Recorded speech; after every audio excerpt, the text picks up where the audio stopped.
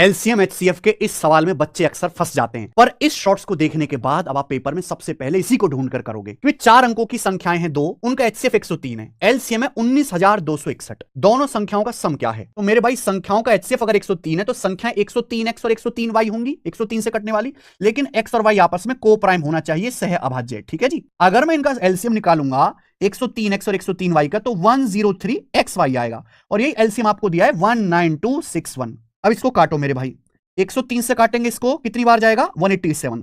यानी कि x और y ऐसे दो सहभाज्य नंबर है जिनकी गुणा करके 187 आ रहा है। या तो भैया या तो 1 गुणा 187 होगा या फिर ये 11 गुणा 17 होगा, लेकिन यहां बोला है कि दोनों संख्याएं 4 अंकों की होनी चाहिए। अगर मैंने पहला केस माना x की जगह 1 रखा, y की जगह 187, तो संख्या 4 अंकों की नहीं आएंगी। यानी कि ये केस होगा, अगर मैं x की जगह 11 है, 103 गुणा 11 और दूसरी संख्या आएगी 103 गुणा 17, ये दोनों ही 4 अंकों की है और इनका सम आएगा जी 103 गुणा 28, यानी कि 2884। ये आपका आंसर है बी।